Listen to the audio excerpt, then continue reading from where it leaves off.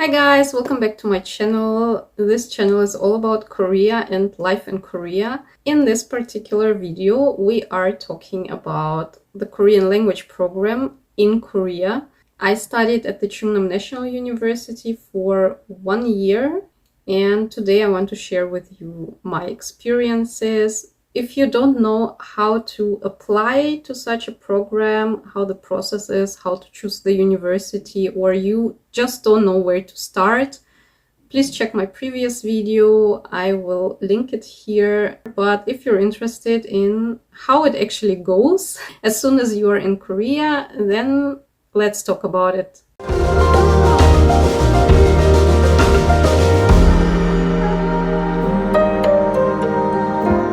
I started my Korean language program with level 1. I already had some knowledge about Korean language, but really like beginner. I knew some words, I knew some grammar, I took some classes in Germany already, but I didn't go further than level 1. So I was more like half level 1 experience or knowledge. And it really helped me actually to know already some stuff because I could move a bit faster forward, or I didn't have to hang in there. But of course, if you don't have any pre-knowledge of Korean, that also doesn't matter much because the program really starts the level of 0. You don't need to know any words, you don't need to know any Hangul, you don't need how to write or read Korean because they really start in the first lessons with Hangul actually. So we got this sheet.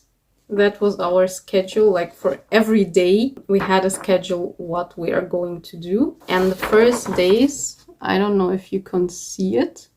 So the first days were really Hangul. So the first 3 days we were just learning Hangul, how to write. Basically looked like this. So it's really just letters. How to write the letters, how to pronounce the letters, like the first words, just writing the first words. And it was also some English explanations here even. All the classes are, by the way, completely in Korean. Nobody's talking in English to you. No teachers are speaking English. Maybe they know some words. Maybe some teachers are also speaking more Japanese or Chinese. That's basically how it goes. You still can communicate somehow with the teacher, so that's still not a problem because you're learning pretty fast. So the program is going quite quick. We also got a paper with vocabulary, and we had in level 1, this is how it looked like. It was like Korean, and then it was translated into English and Chinese and Vietnamese. In the later levels, we had to translate the words by itself. So we basically just had Korean, and this was empty. So we had to translate by ourselves and then write the words a few times. So how does it go? Basically, you are starting with Hangul and then you continue with the books. So I learned with the Seoul National University books. And you are usually doing half a lecture per day. You have 4 hours per day, and every day you learn some new vocabulary, you learn 2 grammars, and you have listening and reading practice and also some writing. We also had papers where we had, I think, to write nearly every day, or every second day we had to write at least a short text. So the farther you go in the levels, the more you have to write. But it's basically always half a chapter. So every chapter is like starting with vocabulary. I think most of the books have a similar structure. It doesn't matter if you learn with the Seoul National University books or with Yonsei or with Ihwa books. I think they're all quite similar from what I saw. So they usually start with vocabulary. Then you have 1 grammar, and then you're doing workbook. So you also have workbooks.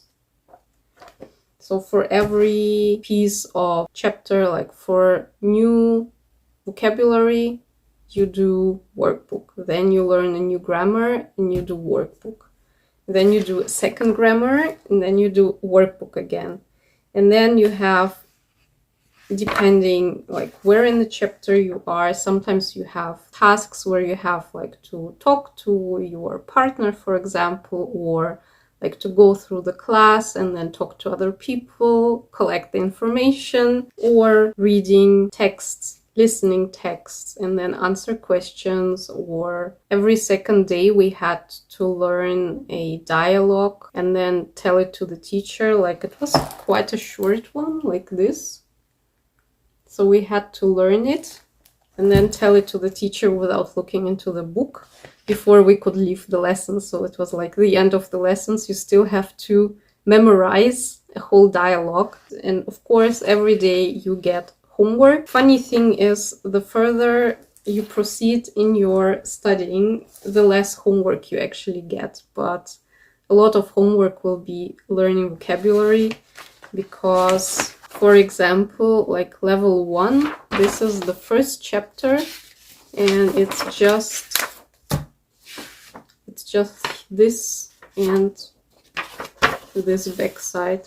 So they're usually just like 20-30 vocabulary that you have to learn in like 2 days, which is not that much. In level 4, we had to learn 100 something, or I think even 200 vocabulary every 2 days, which was crazy for me, and I didn't really manage that. Even if you don't manage everything, you can still manage the exams. If you're really, really good, you can do everything and learn everything. You cannot learn all the vocabulary, it's not a problem. Don't worry too much about that. In higher levels, you also sometimes have to do presentations, like PowerPoint presentation, and then talk in front of the class in Korean, present something from your country in Korean, maybe a city, a famous city from your country, or a famous place from your country, or some specific food from your country, or something like that. We had also some discussions. We were divided in 2 groups, and then we had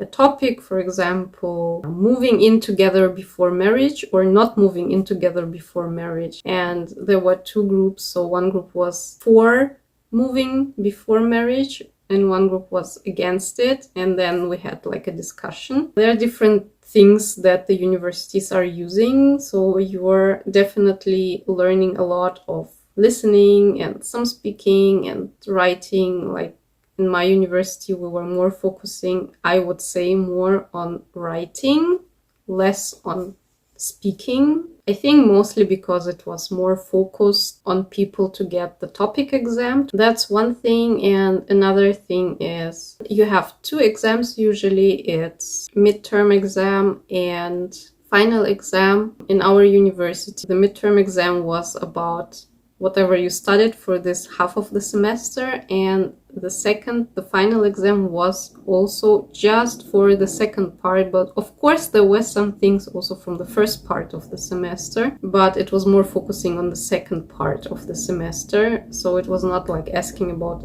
everything that you learned in this semester, but just the second part. Also, our exams were more similar to the topic exam. I don't know if every university is doing it like that, but ours was pretty similar. We had exams on 2 days. One day was speaking, like with the teacher. We had a topic about which we had to speak, or the teacher just asked some questions, or it was also together with a reading. So in level 1, for example, we had to read a short text, and then the teacher asked just a few questions, just basic questions like what's your hobbies, or what are you doing on the weekend, and blah, blah, blah. So it was more like reading and speaking. And then on the second day, we had like a really multiple choice exam for listening, reading, and then we also had writing on the first day. So we had to write a short text. That's how it's going. So if you check how the topic exam is going, you can roughly imagine how your exams might be at the university for the Korean language program. Once in a while, there is a cultural programs. One day, instead of studying, you are having cultural program like cooking class, for example, or going to the cinema, or going to amusement park. Like, every university is doing something different. Also wearing hanbok, taking pictures with a hanbok, something like that. So basically you're having 10 weeks where you really actually have to study constantly, because we also had vocabulary tests after, I think, every chapter. So one chapter was 2 days. So after every 2 days, we had a vocabulary test for the chapter. You have to study constantly. You cannot just say, okay, in the first half, I don't do anything, but then I just study for the midterm exam, for example. It will not work, because you will really fall back. So you have to study at least a bit. But if you do it constantly, of course, you are already well prepared, so they're really pushing you to study every day. And that helps you in the end. So that's quite a good thing. Some universities also have a buddy program, which is basically bringing Korean students with foreigners. You're having a buddy, a friend, a Korean friend. I think those people are usually the ones who maybe study English, or maybe foreign studies or something like that, or students who just want to get to know foreigners. They can usually help you with some things, for example, opening a bank account with you, or getting you a SIM card, and so on and so on. So it's like your Korean friend.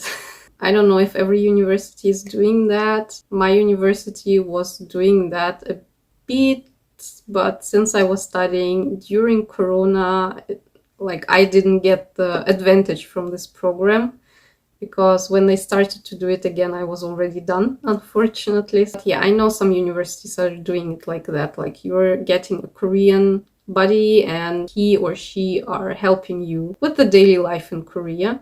And you can practice Korean, and they can maybe practice your language if they need to. Yeah, that's kind of nice symbiosis there.